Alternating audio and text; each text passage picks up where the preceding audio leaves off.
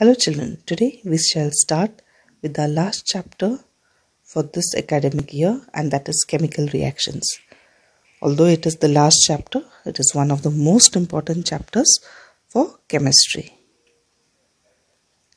The first thing that we see when does a chemical reaction take place is that whenever there is a change in energy levels. So energy levels are changed in a chemical reaction. So in every chemical reaction, change in energy level is involved.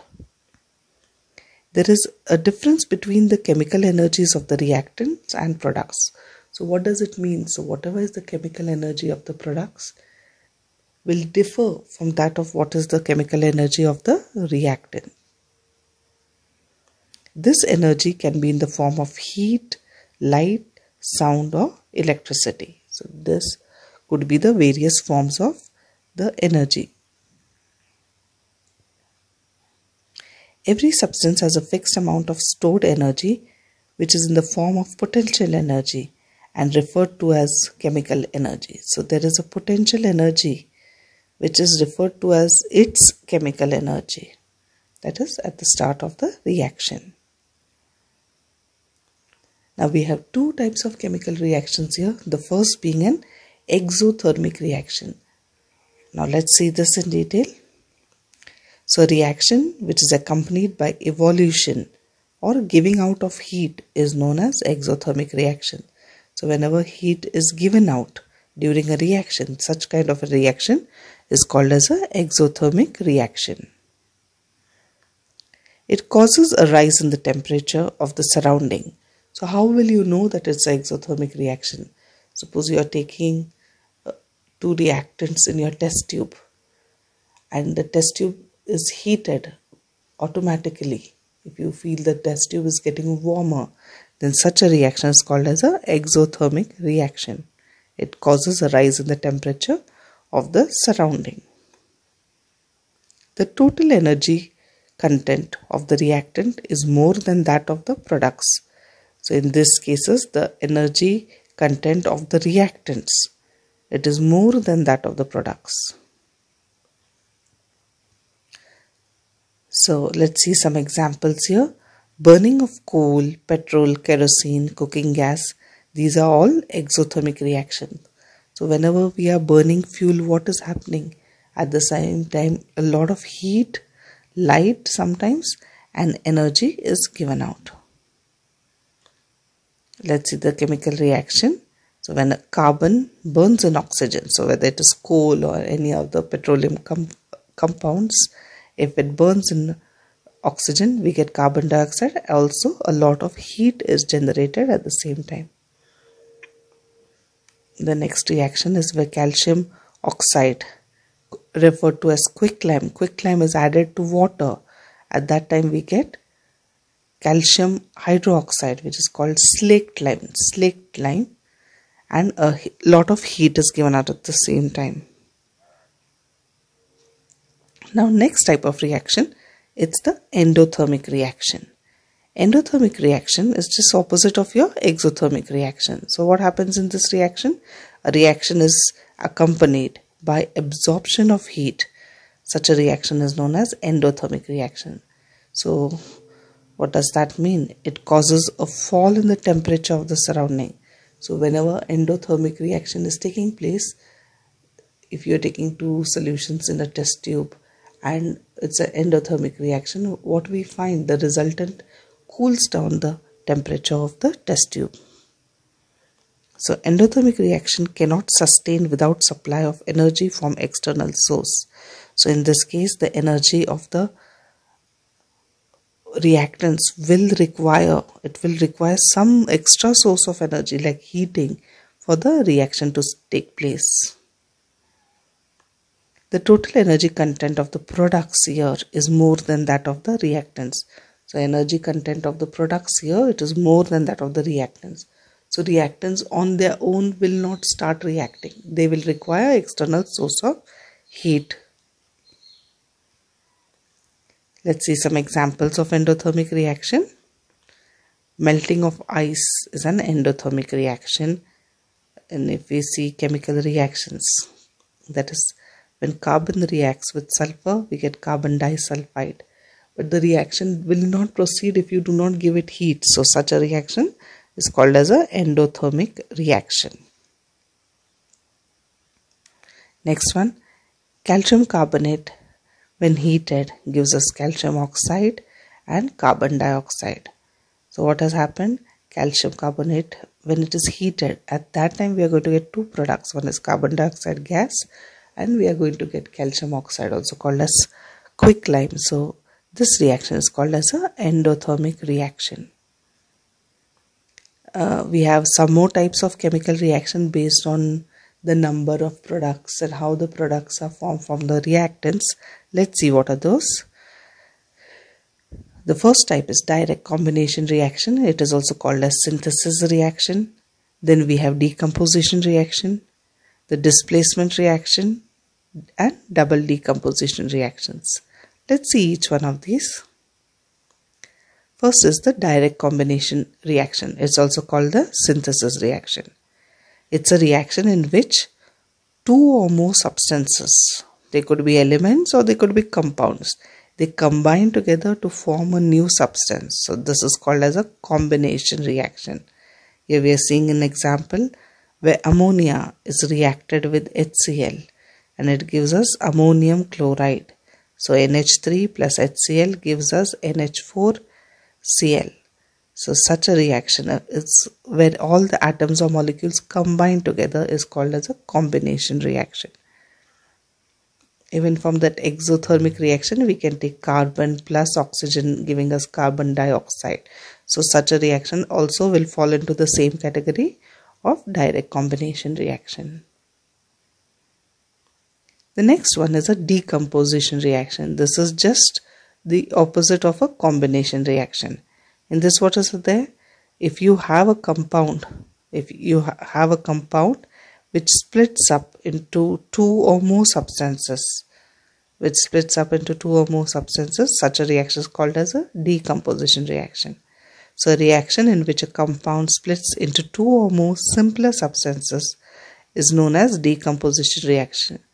Here we will necessarily need a compound, because only when you have a compound, that means it is made up of minimum at least two different types of elements. So a compound can split up giving you two different elements. So minimum you have to start with a compound. We cannot mention a reaction in which an element, because an element will not split up into two different elements unless it's a nuclear reaction. So a decomposition reaction takes place only when some energy in the form of heat, light, or electricity is supplied to the reactant. So this reaction cannot progress unless you provide some external source of energy. So for a decomposition reaction, we always need heat or light energy or electricity for it to go ahead. So we have these three decomposition types of reactions. One is based on electricity, that is the electrolytic decomposition. So whenever electricity is given to a reaction so that the decomposition takes place, is called as an electrolytic decomposition. A photo decomposition reaction or photolysis. Photolysis is a reaction where light energy is given to the reactants to split up into the given products. And thermal decomposition is when heat energy is given to a reaction. Let's see the first one, that is electrolysis or electrochemical decomposition. A decomposition reaction due to passage of electricity is known as electrolysis reaction. So when you pass electric current through water, it can separate into hydrogen and oxygen. So such a reaction is called as electrolysis reaction or electrochemical decomposition of water. Next, the decomposition reaction which takes place due to the presence of light is known as photolysis reaction. So in the presence of light, if decomposition is taking, it's called as a photolysis or photochemical decomposition. So when you have silver chloride, AgCl, in presence of sunlight, it splits up into silver and chlorine gas.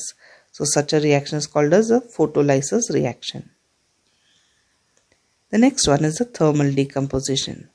Thermal decomposition, where you have potassium nitrate on heating giving us potassium nitrite and oxygen. So such a reaction is known as thermal decomposition reaction.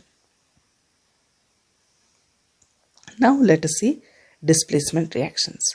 So what are displacement reactions? A reaction in which one part of an atom or group of atoms of a molecule is represented by another is called as a displacement reaction. So if you have a compound and one element reacting together, now the main important point here is that the element that is reacting, in this case the C, AB is a compound where it has one positive radical, one negative radical, reacting with another element that is C. Now C has to be higher in the reactivity series to displace B and combine with A. Okay, so to displace B and combine with A, it should be higher than B in the reactivity series. So when we take potassium iodide and chlorine, so chlorine displaces iodine from potassium iodide to form potassium chloride, and we get iodine. Another example, the most common example for you all, copper sulfate plus Fe, that is iron. Now iron is more reactive than copper, so iron will displace copper to form iron sulfate and copper metal will be deposited. So it's very important for this type of reaction that we know the reactivity of the elements. So the reactivity series or the metal activity series says that potassium is the most reactive element, then comes sodium, followed by calcium, then magnesium, aluminium, zinc, iron, lead, followed by hydrogen, which is a non-metal. So in all our metallic series, we are also seeing here hydrogen, copper, mercury, silver, gold and platinum. So platinum is the least reactive metal, whereas potassium is most reactive. So the reaction can take place. We have seen this was copper sulfate reacting with iron. But if you take copper sulfate and try to react it with silver, you will not find this reaction. Copper sulfate is higher in the activity series than silver. So silver will not be able to displace copper from copper sulfate. So this is what has to be kept in mind. Now when we are talking about non-metals, the most active metal is fluorine and the least active metal is iodine. So we have to keep this in mind. So the more reactive element displaces the less reactive element from its solution. So whenever there is a chemical reaction taking place, a displacement reaction, the more reactive element can always displace the lesser reactive element. This has to be kept in mind. Next comes the double decomposition reaction. In this we need two compounds. So necessarily it will be AB reacting with CD to give us AD plus BC. So what we see here, the anion cation has exchanged itself. So there is an exchange of the anions and cations in the two compounds. So a reaction in which two reacting ionic compounds exchange their corresponding ions is called a double displacement reaction. So which are the types of double decomposition reactions? Are there types in this? Yes, we have neutralization and precipitation reactions. So what's a neutralization reaction? Neutralization reaction is when an acid reacts with a base. When an acid reacts with a base to give us salt and water is called as a neutralization reaction. The most common one that we see here, HCl, acid reacting with base NaOH giving us NaCl, that's the salt and water. So this reaction is called as neutralization reaction. Now what's a precipitation reaction? So on your screen you can see some test tubes, and in each and every test tube you can see some kind of solid formation in that liquid. You can see some kind of a settlement is there, different colored settlements we can see. So these are called as precipitates. So when two solutions are mixed and an insoluble substance is formed, it's called as a precipitate. The chemical reactions in which two compounds in their aqueous state means when they are mixed with water. Aqua means water, so it has to be not in liquid but in mixed with water. In their aqueous state, react to form an insoluble substance as one of the products is called as a precipitation reaction. So the reaction given below here, silver nitrate AgNO3 plus hydrochloric acid HCl. So AgNO3 plus HCl gives us AgCl, which gets precipitated. It gives us a white precipitate of AgCl, and we also get nitric acid. HNO3 is nitric acid. So this reaction is called as a precipitation reaction. So once again, let's see the types of reaction we have covered. We have covered direct combination, decomposition reaction, electrolysis reaction, photolysis, and thermal decomposition. So electrolysis, photolysis, and thermal decomposition, they are different types of decomposition reactions. Then we saw the single displacement reaction, where the element that reacts with the compound has to be more reactive than the particular ion present in that. Next comes the double decomposition reaction, that is neutralization reaction and precipitation reaction. The next topic of your chapter is oxides and their nature. So let's see different types of oxides. We have neutral oxides, acidic oxides, basic oxides, and amphoteric oxides. So the four types of oxides that we have are neutral, that they do not show acidic nor they show basic characters. Then we have acidic oxide, which shows acidic characters, or you dissolve them in water will give you an acid. Then we have basic oxides, which when dissolved in water gives us a base. And we have amphoteric oxides. These are those oxides which can react with acids as well as react with base. They can react with acids and bases. So it's a little different from the first three. So the neutral oxides are oxides which are neither basic nor acidic, and the examples for this is water, carbon monoxide, nitrous oxide, and nitric oxide. Acidic oxides, they are the oxides which show acidic nature. They dissolve in water to form acids. Example, carbon dioxide. So if you dissolve carbon dioxide in water, we get carbonic acid, H2CO3. If you dissolve nitrogen dioxide in water, we will get nitric oxide. And we will get nitric acid. And if you dissolve sulfur dioxide in water, we get sulfuric acid. So we get acids when we dissolve these oxides in water. So they are called as acidic oxides. The next one is basic oxides. Oxides of metals which are generally basic in nature, like sodium oxide, calcium oxide, and magnesium oxide.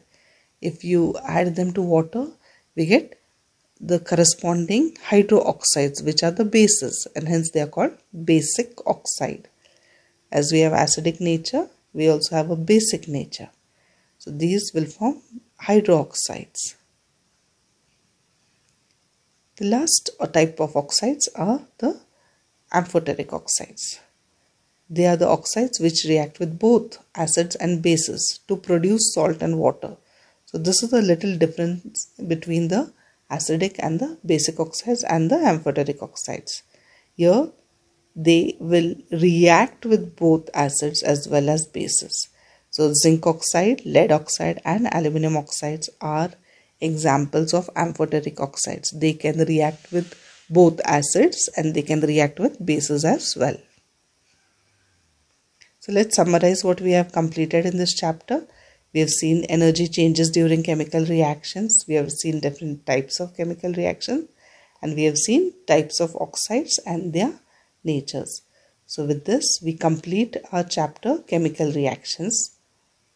Thank you.